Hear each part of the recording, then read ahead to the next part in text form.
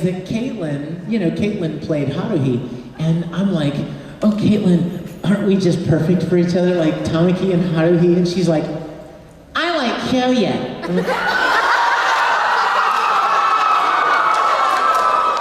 she broke my heart.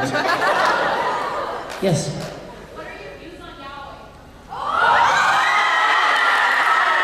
yaoi? They're trying to set me up. Parents in the room, gotta be watching for those kind of questions.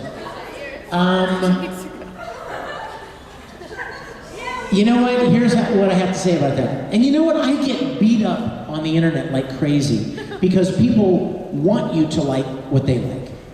Makes sense, right? And that's okay. Like, if I want you to like Star Trek because I love Star Trek, it's understandable that I would want you to like it. But here's the trick. It's cool if you don't. And some people, they like things and they get mad at you if you don't like what they like. And they start trashing you. I don't have a homophobic bone in my body. I don't have any personal hard feelings or meanness toward anyone who likes yaoi, but it's not my thing, okay? If it's yours, God bless you, okay? If that's something you're interested in, that's totally cool. But it's not really my thing. And people, I've heard the funniest stories, you guys. I have heard some amazing funny stories. I heard somebody once, may I tell you something? I heard once that I was doing an autograph session, and I read this on the internet. I was doing an autograph session, and someone came up and asked me to sign their yaoi, and I stood up away from the table, I threw the Sharpie and hit them in the face with it, and then I stormed off. Okay guys, nothing like that has ever or will ever happen on the planet Earth, okay? People just make up stuff like that because they get mad because you don't like what they like, right? If anyone ever asks me to sign something like that, what I usually say is, oh, you know what, sweetie? That's not really my thing, but if you have something else you'd like me to sign, I'd be more than happy to sign that. So I try to be kind and friendly about it, but that's just really not my thing. And what I would encourage all of you to do is live and let live, okay? If you enjoy something, that's cool. And if other people enjoy different things, that's cool. You guys, celebrate that people have diversity and they're different. And don't make people feel bad just because they don't get into the same things all the time, okay? Sorry, that got kind of heavy, but that's a good thing to hear, right? Okay, we were just over here, so let's move here. Besides Tamaki, who's your favorite Oran host? Oh, besides Tamaki, who's my favorite Oran host? That's so hard. I think I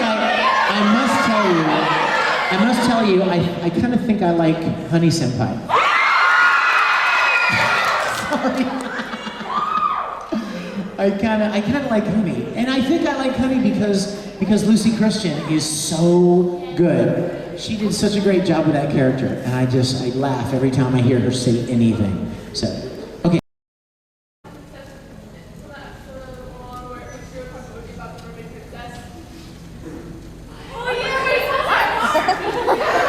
I'm afraid you're gonna have to feed me the line. I'm not sure I know it. What is it? I don't. Do you know what it is? I don't remember it exactly, but it's... You're like a beautiful woman that's in my contact. Yeah. Compliments like that. Yeah. It's hard. You know what's so embarrassing is when you guys know my lines better than I do. I'm sorry. No, you guys, when we go to record, we have the script in front of us. I mean, we don't have to memorize it because we're not on stage in front of an audience. So as soon as we do the line properly, as soon as we make it match and everything's good, we move on. So I flush it out of the mind really quick and move on. So there are a lot of really great lines that I know characters have said and I have no memory of them at all. When Full Metal Alchemist was on television for the first time, I would watch it on Friday nights or whenever each new episode, Saturday nights when each new episode would premiere. I would watch it because it was the first chance I got to see the thing all put together, right? So I would watch it with everybody else on Saturday night, and there would come up these scenes and Ed would say stuff and I would sit there cracking up because I had no memory of saying that. I mean, there was one where Ed said something like, there's so many people whose asses I have to kick. You remember that one? He's like, you're gonna have to make a list just to keep track of everybody. And I was like, I was laughing my head off, and I was like, I don't ever remember saying that. It's scary. I'm sorry, I wish I knew more of them for you, but I don't remember a lot of them. Yes? Just out of curiosity, what is your girly scream sound like? My girly scream? I don't think I have a girly scream. What? Everybody has one. Juan, do you have a girly scream? Is she trying to get you to... Go on. Okay, I thought she's trying to embarrass you. That's not gonna happen, dude. I got your back. I got your back. I would never make you do that. I don't have it. I would think a girly scream is just like as high and as girly as you can do, right? I don't think I have one. I think my girly scream would end up sounding like a short rant.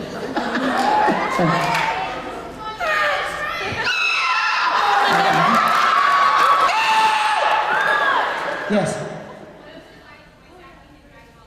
Oh my gosh. Voice acting in Dragon Ball Z? It's like taking a serrated knife and scraping it over your vocal cords for 19 hours.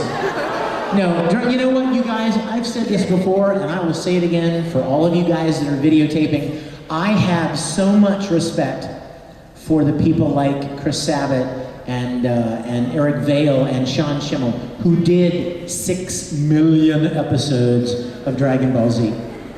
Because doing those characters is so hard on the voice. In fact, I'll tell you something funny. Chris Sabat, a lot of you guys know Chris Sabat, he voiced Armstrong, and he kind of does like all of the great deep voice characters. He does all of them. He's the master of them. He told me once that he used to sing tenor, like first tenor, like I do.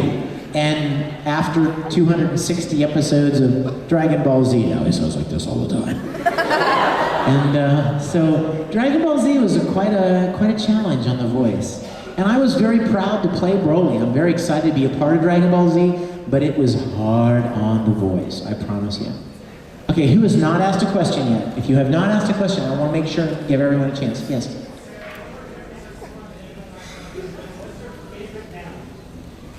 Oh, that's easy. Duck-billed platypus, baby. He had something waiting, just in case I said the right answer.